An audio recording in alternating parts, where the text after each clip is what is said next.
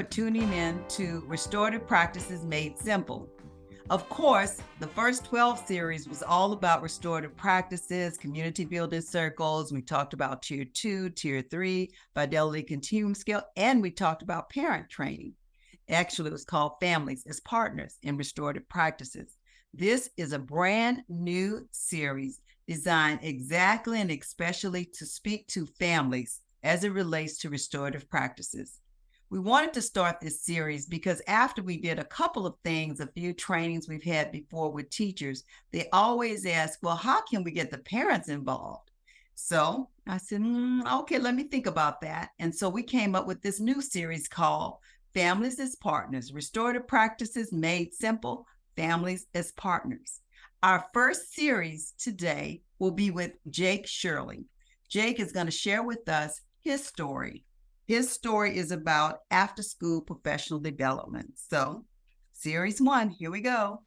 Thank you, Jake, for assisting me with Families as Partners, Restorative Practices Made Simple.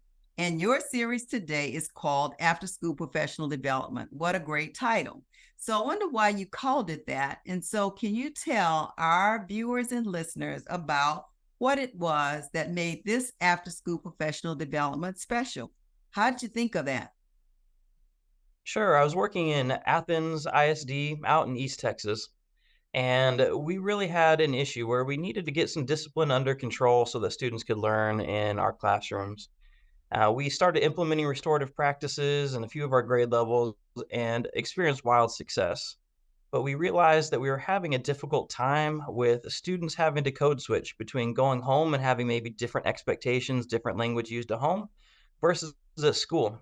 And so we wanted to get parents involved. Parents want to be involved for the most part in their students' education. And what a great opportunity. They don't have to know how to read, how to write, how to do math in order to help their students' behavioral needs. And so we wanted to get them together and teach them some of the common things that we're doing on our campus, the language of restorative discipline, what community building circles look like on our campus, and maybe most importantly, how they can use iMessaging at home the same way that we do at school to make their lives easier and to make our lives easier at school as well. You know, when you came to me with this idea that you wanted to do an after school training for parents, professional development, I was wondering, I don't know. I was honest with you and told you that I could definitely do a few parents because I'd already done it at a private school with 5 parents. I'd never done 25 or 30 parents, but I was willing to give it a try if you were willing to help. And said, oh, Dr. Lang, I'll help you. But then you threw in a kicker. It's bilingual. I said, did you say bilingual? So just how did you pull that off and how did you pull that together? What started it? How did you put the pieces to that together? Yeah, you don't speak Spanish, I don't speak Spanish, so we had Oh, to come up with a way to do that. So the campus I was at was about 70% Latino. And so if we wanted to really get the bang for our buck and get all of our community involved, we needed to find a way to overcome that obstacle. And so after a little digging into our district resources, I was able to come across a set of about 30 translating headphones. Our parents would wear the headphones, and we have a translator on the side translating what you were saying, what I was saying in real time. It wasn't a separate training for our Spanish speaking families and our English speaking families. We had them all together in the library together, having a community shared experience. So they were getting that information in real time. And it was so powerful to not have that segregated training that so often is necessary when working with various populations. I was so impressed. I didn't know what to say. They were laughing at some of my silliness, which meant I knew they understood what I was saying. So I was real impressed about that. Can you tell me the steps you took to decide what you would train? Did you consult with anyone? Did you gather any information? How did you decide what to do? Yeah, I knew this was going to be kind of a big undertaking. We ended up having, Dr. Lang, if you remember, more than 20 or 30. We had closer to Yeah. 45, 50 parents together Yep. in two circles. And I knew if we were going to, really tackle this big project, I wanted it to be worthwhile. So I talked to my principal about what she felt was going to be the most impactful for our campus and for our parents. We had about 8 teachers that were already running with restorative discipline in their classrooms. So I asked them, what are the 1 or 2 parts that would be most impactful for parents to carry over into their homes? I had a handful of parents that I worked closely with, either because they were really involved on our campus in a positive way, But I also had some parents that I had a close relationship with because their kids were always coming through my office. And so I asked them too, what help do you need supporting your kids' behavioral needs at home?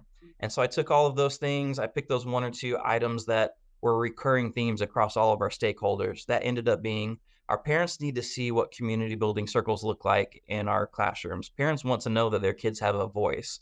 It's not just big me, little you with our students. They have a real voice at this school.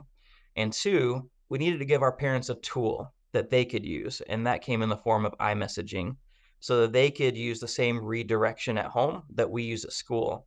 Kids are hearing that redirection from their teachers and from their parents in the exact same way. They no longer have to guess how they're going to be treated when it comes to misbehaviors. They know what they're getting at home and they know what they're getting at school. Beautiful. So you really took some time to get input from all the stakeholders, came up with an idea, and then you kind of pulled it together from there. So after we did all that, I was standing around talking with parents, and they said, "Can you sign my paper that I came to professional development?" I mean, I was just so thrilled to even sign it, to put my name on it. It was just magnificent time. I just had a wonderful time as a trainer. It did my heart good to know that parents actually got something out of it and that you cared. So I got that. What did you get from parents and teachers and principals and the students? Did you get any feedback overall days later, that evening, or anything? Can you share some of that? Absolutely. My principal was ecstatic because we saw discipline rates going down. We saw parent perceptions improving. We saw parent involvement at school increasing. Principal's happy. I talked to teachers. Teachers felt so incredibly supported because they saw the school and the district partnering with families to support the behavioral needs in their classrooms. They felt seen and they felt valued. They felt like their work in restorative discipline was being seen and valued. Our parents were ecstatic because a lot of the parents that came, they wanted to help, but they didn't know how. They're doing the best that they can with their kids. They needed the resources. And so to be given something that was easily implemented in their homes to help their kids with misbehavior, they were ecstatic and they were thrilled. Funniest bit came from our students because they would come into my office days or weeks later for misbehaviors, and I'd be using iMessaging with them to redirect those behaviors and teach them a better way to act. And they would say, Mr. Shirley, you sound just like my mom. And I knew that their mom was there in our training and their mom was using iMessaging with fidelity in the home. They were getting the same standard of expectation and redirection both at home and at school. And that's what our kids need. They need that security. They need to know what they're getting in all aspects of their life.